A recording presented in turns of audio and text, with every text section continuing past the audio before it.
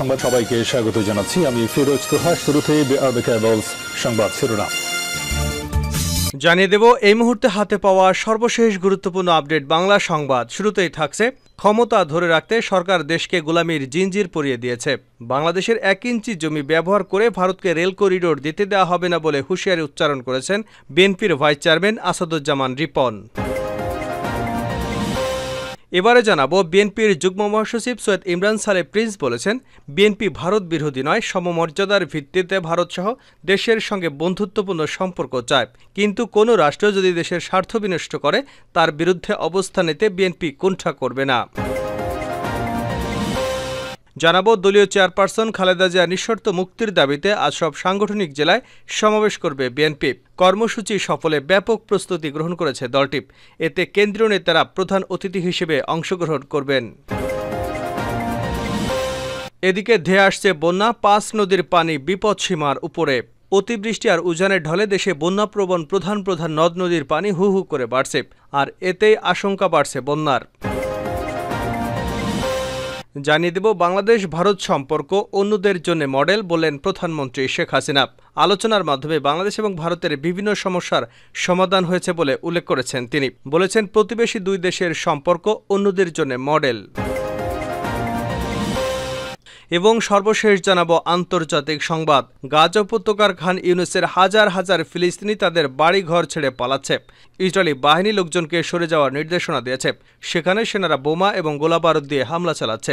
মঙ্গলবার খান ইউনিসের আশপাশের অঞ্চলে ইসরায়েলি বাহিনীর হামলায় অন্তত 8 জনের প্রাণ গেছে, আহত হয়েছে আরও 30 জনেরও বেশি। এতক্ষণ শিরোনাম শুনছিলেন, এবার বিস্তারিত। প্রিয় দর্শক, আপনি যদি এই চ্যানেলে নতুন হয়ে থাকেন, ভিডিওটি দেখতে দেখতে চ্যানেলটি সাবস্ক্রাইব করে আমাদের সঙ্গেই থাকুন। আর এই ভিডিও সম্পর্কে আপনি আপনার মূল্যবান মতামতটি কমেন্ট বক্সে জানিয়ে দিন। আর হ্যাঁ প্রিয় দর্শক, জানিয়ে দিন ভিডিওটি কোথা থেকে দেখছেন। ক্ষমতা ধরে রাখতে সরকার দেশকে গোলামির জিঞ্জির পরিয়ে দিয়েছে রিপন। বাংলাদেশের 1 ইঞ্চি জমি ব্যবহার করে ভারতকে রেল করিডোর দিতে দেওয়া হবে না বলে হুঁশিয়ারি উচ্চারণ করেছেন বিএনপির ভাইস চেয়ারম্যান আসাদুজ্জামান রিপন। তিনি বলেন, সরকার শুধু অবৈধ ক্ষমতা ধরে রাখতে ভারতকে তোষণ করতে গিয়ে দেশকে গোলামির জিঞ্জির পরিয়ে দিয়েছে। ঢাকা রিপোর্টার্স ইউনিটিতে জিয়া শিশু কিশোর মেলা কেন্দ্রীয় কমিটি আয়োজিত প্রতিবাদ সমাবেশে এসব কথা বলেন তিনি। দলের চেয়ারপারসন বেগম খালেদা জিয়া সহ কারাবন্দী নেতাকর্মীদের মুক্তির দাবিতে এই প্রতিবাদ সমাবেশের আয়োজন করা হয়। সমাবেশে প্রধান অতিথির বক্তব্যে আসাদুজ্জামান রিপন বলেন, বেগম খালেদা জিয়াকে শুধু নির্বাচন থেকে দূরে রাখার অসৎ অভিপ্রায় নিয়ে আওয়ামী সরকার মিথ্যা মামলা দিয়ে দণ্ডিত করেছে। আওয়ামী সরকার প্রধান এবং তাদের লোকজন প্রায়শই বলেন জিয়া এতিমের টাকা আত্মসাৎ করেছেন, অথচ আদালতের ফরমায়েশি রায় কোথাও বেগম খালেদা জিয়া টাকা আত্মসাৎ করেছেন এমন কথা উল্লেখ নেই, অথচ তারা এই অসত্য বয়ান দিয়েই যাচ্ছেন। যদিও বাংলাদেশের আইনের শাসন এবং জবাবদিহি থাকত, তাহলে শুধু এই বক্তব্যের জন্য তাদের 100 বছরের জেল হতো। বাংলাদেশ ও ভারতের মধ্যে সম্প্রতি সই হওয়া সমঝোতার স্মারকের ইঙ্গিত দিয়ে তিনি বলেন, ওরা বুঝতে পেরেছে বাংলাদেশের জনগণ সরকারে নেই, বরং তাদের তাবেদার সরকার এসেছে। তাই তারা রেল করিডোর, সড়ক করিডোর, নৌ করিডোরের নামে বাংলাদেশকে আষ্টে পৃষ্ঠে বাধার ষড়যন্ত্র করছে। বিএনপি ভারত বিরোধী নয়, প্রিন্স। বিএনপির যুগ্ম মহাসচিব সৈয়দ ইমরান সালে প্রিন্স বলেছেন, বিএনপি ভারত বিরোধী নয়, সমমর্যাদার ভিত্তিতে ভারতসহ সব দেশের সঙ্গে বন্ধুত্বপূর্ণ সম্পর্ক চায় বিএনপি, কিন্তু বন্ধু কোনো রাষ্ট্র যদি দেশের স্বার্থ বিনষ্ট করে তার বিরুদ্ধে অবস্থান নিতে বিএনপি কুণ্ঠা করবে না। বিকেলে ময়মনসিংহের হালুয়াঘাটে বিএনপি চেয়ারপারসন বেগম খালেদা জিয়ার মুক্তির দাবিতে সমাবেশে প্রিন্স এসব কথা বলেন। তিনি বলেন, বেগম খালেদা জিয়া আওয়ামী লীগ সরকারের প্রতিহিংসার শিকার। নানা শর্তের বেড়াজালে বেগম খালেদা জিয়াকে কার্যত গৃহবন্দী করে রাখা হয়েছে। চিকিৎসকদের পরামর্শ থাকলেও তাকে উন্নত চিকিৎসার জন্য বিদেশে যেতে দেওয়া হচ্ছে না। খালেদা জিয়া নিঃশর্ত মুক্তির দাবিতে সব সাংগঠনিক জেলায় বিএনপির সমাবেশ আজ। দলীয় চেয়ারপারসন বেগম খালেদা জিয়ার নিঃশর্ত মুক্তির দাবিতে আজ সব সাংগঠনিক জেলায় সমাবেশ করবে বিএনপি। কর্মসূচি সফলে ব্যাপক প্রস্তুতি নিয়েছে দলটি। এতে কেন্দ্রীয় সিনিয়র নেতারা প্রধান অতিথি হিসেবে অংশ নেবেন। তবে ঢাকা, নারায়ণগঞ্জ, গাজীপুর, ময়মনসিংহ উত্তর ও দক্ষিণ, বরিশাল উত্তর ও দক্ষিণ, কুমিল্লা উত্তর ও দক্ষিণ, রংপুর, ফরিদপুর, রাজশাহী জেলা বাদে এ কর্মসূচি পালন করা হবে। এসব জেলার কর্মসূচি ইতিমধ্যে মহানগরের সঙ্গে পালন করা হয়েছে। একই দাবিতে শনিবার ঢাকার নয়াপল্টনেও সোমবার বাকি সব সাংগঠনিক মহানগরে সমাবেশ করবে বিএনপি। একইভাবে বাকি জেলাগুলোতেও বিএনপির সিনিয়র নেতারা প্রধান অতিথি হিসেবে উপস্থিত থাকবেন। ধেয়ে আসছে বন্যা, 5 নদীর পানি বিপদসীমার উপরে। অতিবৃষ্টি এবং উজানের ঢলে দেশের বন্যাপ্রবণ প্রধান প্রধান নদ নদীর পানি হু হু করে বাড়ছে। এতে সারা দেশের বিভিন্ন এলাকায় বন্যা পরিস্থিতির অবনতি হতে পারে। ইতিমধ্যে ৫ নদীর পানি বিপদসীমার উপরে উঠে বন্যা পরিস্থিতির সৃষ্টি হয়েছে বলে জানিয়েছে বাংলাদেশ পানি উন্নয়ন বোর্ডের বন্যা পূর্বাভাস সতর্কীকরণ কেন্দ্র। মঙ্গলবার বিডব্লিউডিবির কেন্দ্রীয় নির্বাহী প্রকৌশলী সর্দার উদয় রায়হান স্বাক্ষরিত এক সতর্কবার্তায় এমন তথ্য জানানো হয়। এতে বলা হয়েছে, দেশের উত্তর পূর্বাঞ্চলের প্রধান নদীসমূহের পানি সমতলে সামগ্রিকভাবে বৃদ্ধি পাচ্ছে, যা আগামী ২৪ ঘণ্টা পর্যন্ত অব্যাহত থাকতে পারে।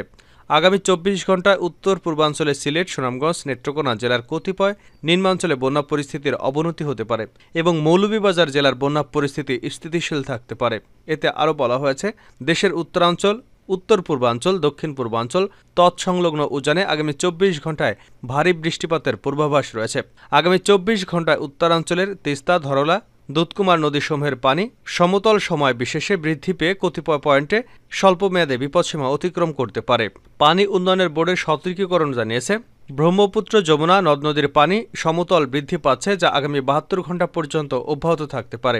এছাড়া গঙ্গা, পদ্মা নদীর পানি সমতল বৃদ্ধি পাচ্ছে, যা আগামী ২৪ ঘণ্টা পর্যন্ত অব্যাহত থাকবে। বাংলাদেশ ভারত সম্পর্ক অন্যদের জন্য মডেল প্রধানমন্ত্রী। আলোচনার মাধ্যমে বাংলাদেশ এবং ভারত বিভিন্ন সমস্যার সমাধান করেছে উল্লেখ করে প্রধানমন্ত্রী শেখ হাসিনা বলেছেন, দুই প্রতিবেশী দেশের সম্পর্ক অন্যদের জন্য মডেল। মঙ্গলবার সন্ধ্যায় ভারতের নৌবাহিনীর প্রধান অ্যাডমিরাল দীনেশ কে ত্রিপাঠী প্রধানমন্ত্রীর সংসদ ভবন কার্যালয়ে তার সঙ্গে সৌজন্য সাক্ষাৎ এলে প্রধানমন্ত্রী একথা বলেন।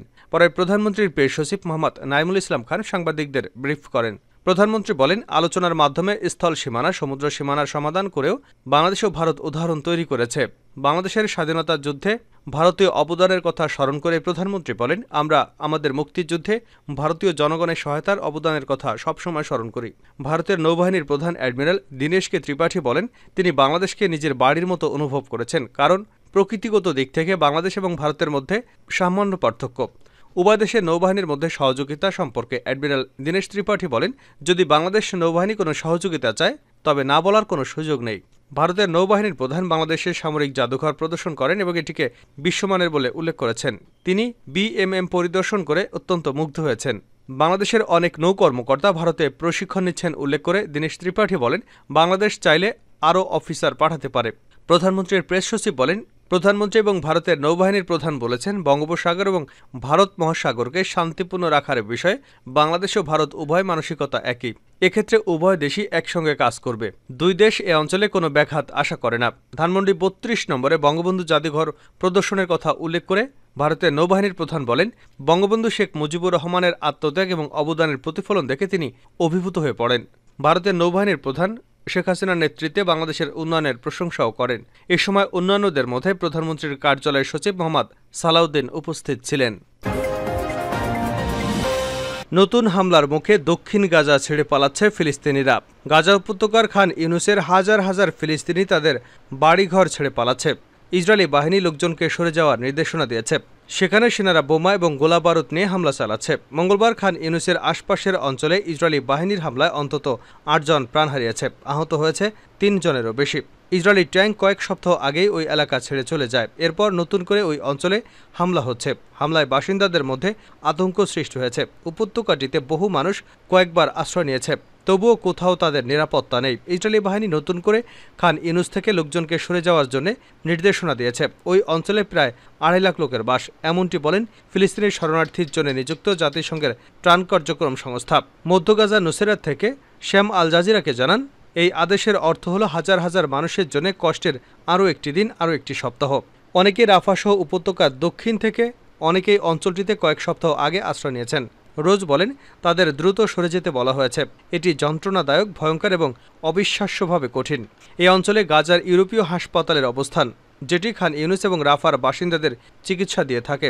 মধ্য গাজার দেইর আল বালা থেকে আল জাজিরার সাংবাদিক হানি মাহমুদ বলেন, লোকজন আশা হারিয়ে ফেলেছে। সরে যাওয়ার নির্দেশে সাড়া দেওয়ার মতো অবস্থায় তারা নেই। মঙ্গলবার গাজার স্বাস্থ্য মন্ত্রণালয় জানায়, যুদ্ধ শুরুর পর থেকে উপত্যকাটিতে ইসরায়েলি হামলায় ৩৭,৯২৫ জন ফিলিস্তিনি প্রাণ হারিয়েছেন। আহত হয়েছেন অন্তত ৮৭,১৪১ জন।